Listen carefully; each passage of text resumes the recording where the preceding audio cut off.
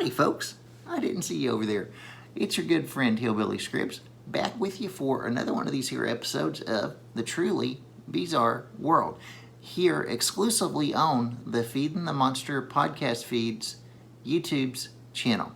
Yeah, and I gotta tell you, I don't mind saying so myself, we got a pretty dang good show for you today. Now, we're going to be getting into something a little bit different. You know, we've done some looking around and nosing around into the world of the cryptids. You know, we've even gotten into, the paranormal stuff a little bit. And, today we're going to get into something all new. We're going to get a right proper introduction to werewolves.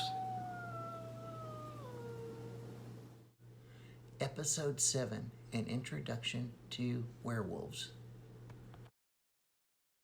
Now, I found many artistic renderings and photographs of actual real-life werewolves from eyewitnesses. There are also several documentaries online that you can stream right now.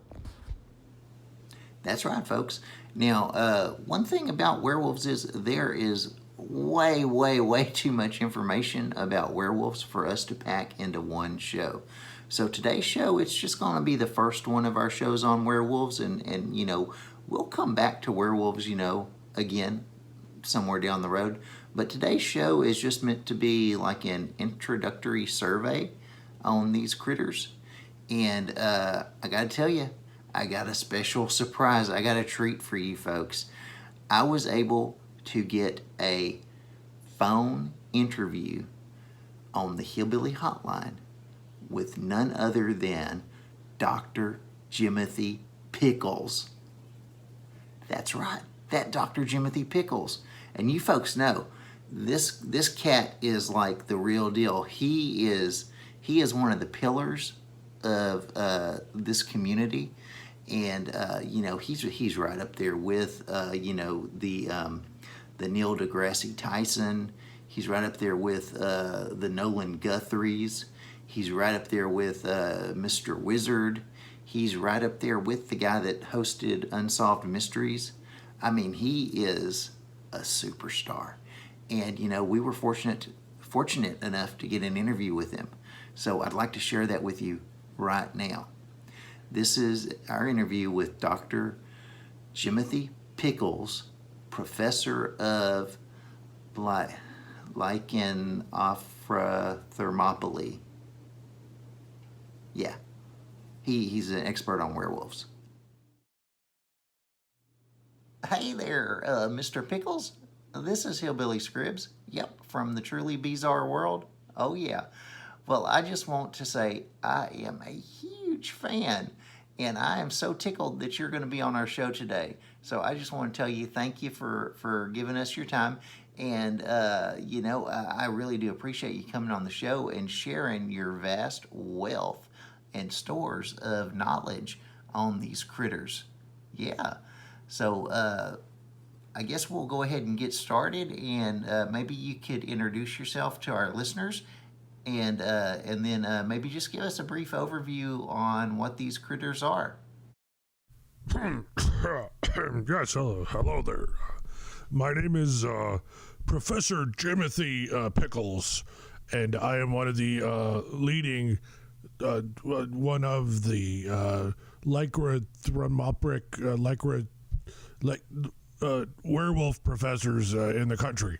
I obtained my degree at the Lackawanna County Community College, a very prestigious institution.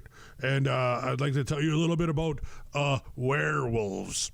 Now, stay with me here. The Urban Dictionary definition of werewolf is derived from the Anglo-Saxon word were, meaning man, combined with wolf. For example, in the Urban Dictionary, they have this dialogue to help you understand. So imagine Dracula talking to a regular guy, and Dracula says, I'm about to take over the world. And the regular guy says, oh shit, full moon, and then he changes into a werewolf. And then the werewolf says, "What's up now, bitch?" So that's straight from the Urban Dictionary. So you understand that it's Wow. I never thought about these werewolves like that before. Wow, this like a lichen, this lichenography is pretty impressive. There's a lot that we can learn about this. Now, I know that from listening to some of your talks on the TEDs, that you have mentioned that these things, these critters, or these afflicted folks, however you want to look at it, are scattered all over the world. Can you tell us a little bit about that? Werewolfism is incredibly widespread throughout the world. It has been for quite some time. I've been in this field now since late May of this year, and it's really shocking just how much werewolves, or slobber doggies, as we call them in the business, running rampant across the world. There's also a popular subsect of humans who like to chase werewolves. We call them fur baggers, and they are also worldwide. Very disturbing, just how widespread the werewolves are. Werewolves have different names in other countries. For instance, in Germany, the werewolf is called La Stupende Wolf, which is German for big fucking werewolf. Also, in Iceland, they're known as Schlelflungdinde Flügenslauf. Also, English translation is big fucking werewolf. Pretty much everything translates to big fucking werewolf. Whoa. Yeah, that's kind of scary, I never realized, I knew they were all over the place, but I didn't know they were all over the place. That is wild. Well, you know what? Maybe you could give us some advice, since these critters are everywhere.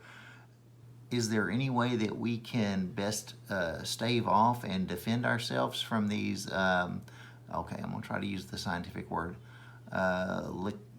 lycanthrophs?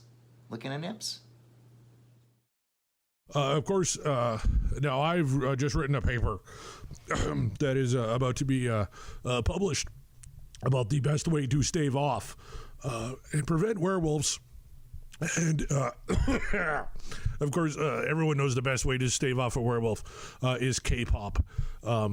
So you really want to, get your favorite K-pop group, whether it be Big Bang or Tara or Shanae or Toonie One or Super Junior or Girls' Generation. Really, any of them will work, but you want to make sure you have some K-pop on you. Otherwise, you could very well be eaten by a leg from a slobber doggy. Wow, that's some good stuff there, Doc. Thank you for sharing all that with us. This is why we consult the experts. I've done a lot of investigating research on these things, and I didn't know any of that stuff you just told us. So thank you, sir. I know I appreciate it, and I know that our listeners appreciate it as well. Yes, sir. I will, I don't really do a lot of reading, but I'll look at your papers once it's published. Yes, sir. And, you are welcome back on our show anytime, and we can't wait to have you back. Yep. Keep it glorious. Hillbilly out. Now, if you've got a story or a topic idea for the truly bizarre world, the best thing to do is to download the Anchor app onto your mobile device. And you can go on there and look up the Feeding the Monster podcast feed and leave us a voice message. And, it's just like making a phone call and leaving a message, except for you only got a minute to do it. And you know what? That's actually a good thing because it keeps the super secret government agencies from tracking your calls.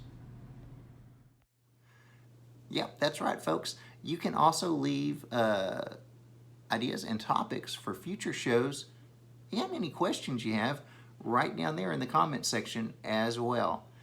Well, that's pretty much the show for us this week. But if you like the topic of werewolves and you would like to see and learn more, visit the Feeding the Monster podcast feed.